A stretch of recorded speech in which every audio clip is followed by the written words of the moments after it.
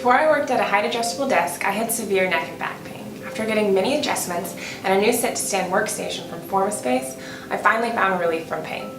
When getting adjusted, I also received advice on whole body wellness, what to exercise, how to properly stretch, and good posture tips from Dr. Ulery of Austin Whole Body Health. So keep watching to hear these expert tips from Dr. Ulery on how to prevent and reduce pain at the office. My name is Dr. Ulery at Whole Body Health, and we have a practice that really focuses on addressing the whole body, hence the name.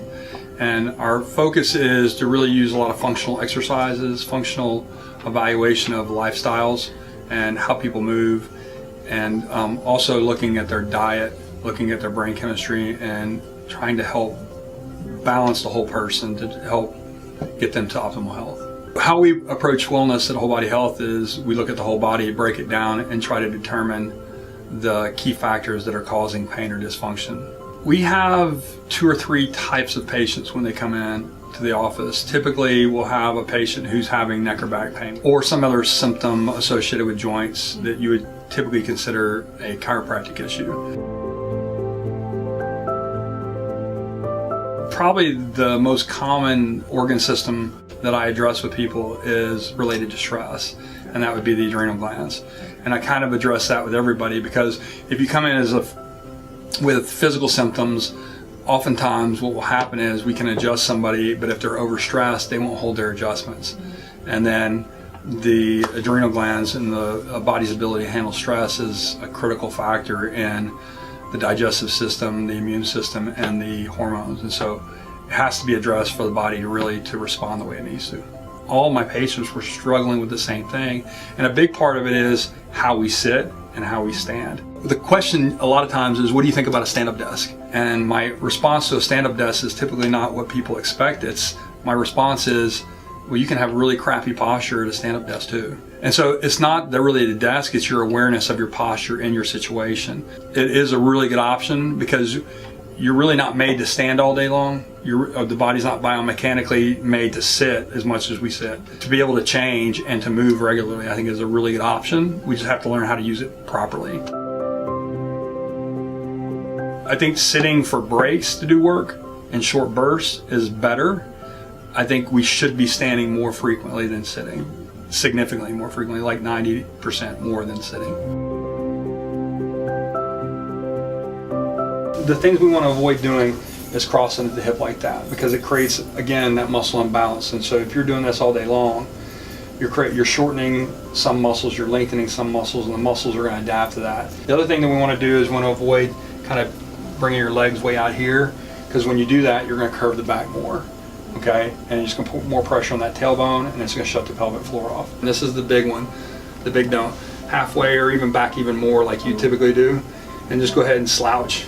Get super comfy, and you can feel how it just curves the back, and it doesn't feel comfortable. I mean, it's a comfortable position that we all assume, especially when we're home on our oversized couches and our comfy chairs.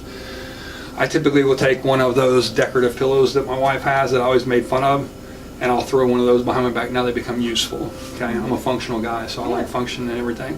So go ahead and sit back up. So you want to make sure you stay out of the middle of that chair. You want to either be on the front of the chair or move to the back of the chair. The other things we talked about is to make sure you're not here like this with your workstation. You're not reaching out with your workstation, and certainly you want to make sure that monitor's up, even with your eyebrows, because if it's down here, you're automatically going to tuck your head, and it's going to put a lot of weight and stress on that back and neck. The other thing with monitors is, what is your vision like? You know, our eyes were not meant to stay in one position all day long. You want the top of your monitor to be even with your eyebrows. That's probably one of the biggest problems, especially when somebody uses a laptop and sits a laptop in their lap. It's just a tremendous strain on the neck and shoulders. And what we're going to start seeing is that widower's hump, what they call the dowager's hump. You're going to start seeing that in kids. We've already started seeing it in some. The primary problem with long-term sitting is just basic biomechanics and physics. When we sit, the way that the body is engineered is the musculature will adapt to whatever posture you spend the most time in. And biomechanically, the way our body is designed is to be upright and standing. And what I always say to people is, you know, our butt has become our third leg. and we're not using it well, and so we roll back onto that tailbone, and it creates a lot of problems. The big problem that I see, just as function goes, is if somebody's active, they sit at a desk for, let's just say, 40 hours a week, not including what they sit at home and when they're driving around town.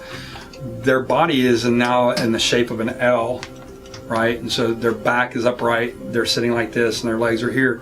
Those muscles are going to adapt to that position. That's the position of a chair, basically. So their body has adapted to the shape of the chair. The muscles are going to reset themselves to that length. If they're a relatively active person, what will happen is they go exercise for 1 or 2 hours a day. I mean, that'd be a really active person, and they're always surprised why, I feel better, but I don't understand why I'm hurting. I'm very active, and it's because you're spending the majority of your time in that chair, and your body doesn't know how to adapt fast enough. And typically we don't stretch enough, we don't warm up enough. A lot of people, if they're playing softball or soccer, they just go out and in 5 or 10 minutes they're ready to play. Or crazy people who play volleyball, same thing, So that's the type of stuff that you want to look at, is you have to have a good routine of stretching. You have to really tie into very specific targeted stretching, and stretching can be done very quickly. Unlike what we all think we have to stretch, it takes 20 minutes to stretch. You could literally be done stretching in 3 minutes, 4 minutes.